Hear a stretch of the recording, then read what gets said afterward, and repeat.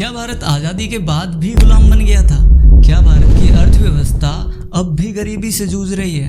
क्या भारत की तकनीकी और शिक्षा अभी भी पिछड़ी हुई है? भारत की आज़ादी के समय ये ही खोखले पूर्वानुमान लगाए गए थे। विंस्टन चर्चिल और अन्य लीडर्स ने यह कहा था कि भारत जैसा विविध और गरीब देश पश्चिमी देशों के बिना सरवाइव नहीं कर पाएगा और फिर से गुलामी की बेड़ियों में जकड़ा जाएगा। खैर, हमें 1947 में आज़ादी मिलती है और हमारा घटना चक्र शुरू हो जाता है। लेकिन 1990 के एंड आते आते हमारे विदेशी पूंजी के भंडार खत्म हो जाते हैं।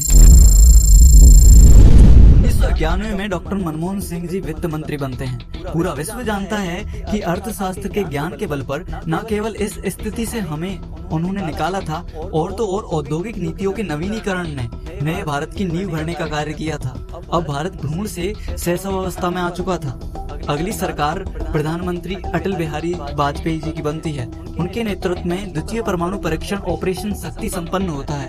कारगिल विजय, सर्व शिक्षा अभियान, प्रधानमंत्री सड़क योजना आदि ऐसी जनहित योजना थी जो कि इनके कार्यकाल में संपन्न होती हैं। इसके बाद में मनमोहन सिंह जी की सरकार आती है और अपना कार्यकाल पूरा करती है। 2014 में लाल किले से मोदी जी प्रधानमंत्री पद की शपथ लेते हैं और अब तक प्रधानमंत्री कार्य का निर्वहन कर रहे हैं। वर्तमान में सभी तरफ चर्चा फैली हुई है कि भारत तरक्की कर रहा है और विकास के पथ पर अग्रसर है। क्या इन बातों में सच्चाई है या सिर्फ झूठी वाई ही मीडिया में फैलाई जा रही है? एक विकसित राष्ट्र बनने के लिए निम्न क्षेत्रों में विकास करना और कार्य करना आवश्यक होता है: economy, infrastructure, health, education, technology, defence, sports and social welfare. यहाँ पर सबसे पहला पॉइंट आता है हमारा इकोनॉमी। तो हाल ही में भारत ने जापान को पीछे छोड़कर विश्व अर्थव्यवस्था में चौथे पायदान पर कदम जमा दिए हैं। जो अर्थव्यवस्था 2014 में $2 ट्रिलियन थी, वही अर्थव्यवस्था 2025 में बढ़कर $4.30 ट्रिलियन हो चुकी है। भारत ने अब तक इतना जीएसटी कलेक्ट कर लिया है कि हम 3.5 लाख ब्रह्मोस मिसाइल का प्रोडक्शन कर सकते हैं। हमारा नेक्स्ट पॉइंट आता है यहाँ पे इंफ्रास्ट्रक्चर। किसी भी देश का संयोजित ढांचा उसके विकास का आधार होता है। भारत की 2014 में सड़कें 91,000 किलोमीटर थी, वही सड़कें अब 2025 में 1.40 लाख किलोमीटर हो चुकी हैं। एयरपोर्ट्स 74 से बढ़कर 160 हो चुके हैं। करोड़ों लोगों को शहर व गांवों में अपने घर मिल चुके हैं। इन सबके योगदान में पीएम गति शक्ति, भारतमाला, उड़ान, स्मार्ट सिटीज, PMAY जैसी योजनाएं शामिल हैं। इनके बदौलत India 3rd largest aviation market बन चुका है। 16,000 स्टार्टअप स्थापित किए जा चुके हैं जो 17.6 लाख से ज्यादा नौकरियां प्रदान कर रहे हैं। हमारा नेक्स्ट क्षेत्र आता है एजुकेशन।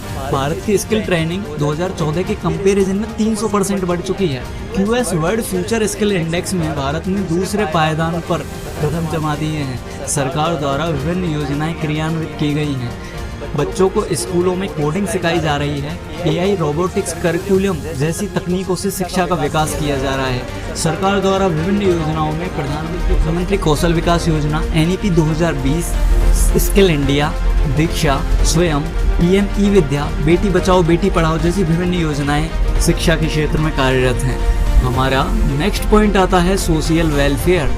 महिलाओं के अकाउंट्स 20% से बढ़ाकर 70% हो चुके हैं। सैनिटरी कवरेज 40% से बढ़कर पूरा 100% हो चुका है। अब गांवों में महिलाओं को धुओं की झंझट खत्म हो चुकी है। स्वच्छ भारत के तहत लगभग 12 करोड़ से ज्यादा टॉयलेट बनाए जा चुके हैं। DBT, ई-श्रम जैसी योजनाएं किसानों के लिए हितकर साबित हुई हैं। प्रमुख योजनाएं जैसे कि जनधन अकाउंट्स, उज्ज्वला योजनाएं सरकार के द्वारा क्रियान्वित की गई हैं।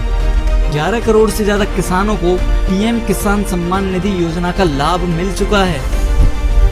हमारे यहाँ पे नेक्स्ट पॉइंट आता है डिफेंस। भारत के डिफेंस एक्सपोर्ट्स 1500 करोड़ से बढ़कर 23,000 करोड़ हो चुके हैं। इंडिया ब्रह्मोस और तेजस का सर्वाधिक एक्सपोर्ट कर रहा है। DRDO भारतीय तकनीकी सुरक्षा की रीढ़ की हड्डी बनी हुई है।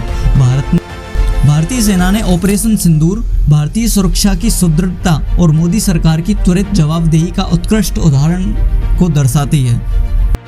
हमारा नेक्स्ट क्षेत्र आता है हेल्थ। हेल्थ कवरेज में भारत सरकार ने 17% से 50% तक की ग्रोथ कर ली है। आयुष्मान भारत योजना के द्वारा भारत सरकार ने 5 लाख तक का इलाज 30 करोड़ से ज़्यादा परिवारों को प्रोवाइड कराया है। जन औषधि, ई संजीवनी और टेलीमानस जैसी डिजिटल और कॉलिंग सुविधाएं जन सामान्य हेतु प्रदान करवाई गई हैं। जब कोरोना काल में संपूर्ण विश्व के विकसित राष्ट्र अपने अपने भले के बारे में सोच रहे थे, उस समय भारत ने सर्वे संतु निरामया सिद्धांत के आधार पर न केवल खुद की वैक्सीन की पूर्ति की थी, बल्कि अन्य जरूरतमंद देशों के लिए भी वैक्सीन प्रोवाइड। हमारा नेक्स्ट पॉइंट आता है टेक्नोलॉजी। तकनीकी के क्षेत्र में यूपीआई ने जो कार्य किया है उसकी वैश्विक स्तर पर काफ़ी सराहना की जाती है। डिजिटल पेमेंट्स में भारतीय वर्ल्ड वाइड 50% हिस्सा कवर किए हुए हैं। भारत के यूपीआई सिस्टम के वैश्विक स्तर पर सराहना होती है। स्वयं और स्किल इंडिया जैसे पोर्टल शिक्षा में क्रांति लाने का कार्य किया है। एआई के क्षेत्र में भी भारत धूम मचा रहा है। भारत ने चंद्रयान 3 की चंद्रमा के दक्षिणी ध्रुव पर हॉलीवुड फिल्म के बजट के बराबर बजट में ही एक सफल लैंडिंग करवा के अपने झंडे गाड़े हैं। भारत क्वांटम कंप्यूटर और गगनयान 3 जैसे मिशंस पर कार्य कर रहा है, जिनकी सफल होने की काफ़ी संभावना है। कोरोना पीरियड ने ऑनलाइन एजुकेशन के क्षेत्र में क्रांति ला दी थी, जिसने शिक्षा को सुगम, सस्ता और लचीला बनाने का कार्य किया है। भारत सरकार युवाओं को खेल के लिए प्रोत्साहन हेतु विभिन्न कार्यक्रम चला रही है। मोदी सरकार ने सरकार की जवाबदेही ऑनलाइन करने की राह पर है। अधिकतर पोर्टल ऑनलाइन कार्यरत हो गए हैं। कंप्लेन करके हम हर समस्या की जानकारी व जवाब ले सकते हैं। भारत ने G20 की अध्यक्षता कर वसुधैव कुटुंबकम की भारतीय अवधारणा प्रदर्शित की है। भारत सरकार भली भांति अपनी युवा शक्ति के शक्तिवर्धन में लगी हुई है, जिसे मोदी जी अमृत पीढ़ी कहते हैं। सभी क्षेत्रों में ग्रोथ देखी जाए तो भारत प्रगति कर रहा है और बढ़ रहा है अपने विकसित स्वरूप की ओर। सरकार तो अपना काम कर रही है, अब हमें जरूरत है कंधे से कंधा मिलाने की, हमारी संकल्प शक्ति से वो क्रांति लाने की जिसकी शुरुआत हमने 1857 में ही कर दी थी। सभी जानते हैं कि संपूर्ण भारत हमारा घर है और भारत की 50% से अधिक जनसंख्या युवा है। तो जब घर का बेटा युवा हो जाता है तो वक्त आ जाता है घर की जिम्मेदारियां उठाने का। तो अब हम जब सभी युवा हो चुके हैं तो हमें अब घर की जिम्मेदारियां उठानी होंगी। अब हमें हमारे घर को स्वच्छ रखना होगा। अपने घर को चांद की ऊंचाइयों से समुद्र की गहराइयों में डुबकी लगाने का समय आ गया है। और हमें सिर्फ विकसित भारत ही नहीं बनाना है, हमें सुदृढ़, सुगठित, खुशहाल भारत भी बनाना है। हमें किसी जैसा बनने की जरूरत थोड़ी ना है, हमें बनने की जरूरत है एक नया भारत जो आर्यभट्ट और सीवी रमन बौधायन जैसे विद्वान ही नहीं, चाणक्य जैसे कूटनीतिज्ञ, बुद्ध कृष्ण जैसे मार्गदर्शक और चरक जैसे चिकित्सक घर घर पैदा कर देगा। तो ऐ मेरे युवा साथियों, अब कमर कस लो, क्योंकि कमबैक तो हमें 2047 में ही करना है।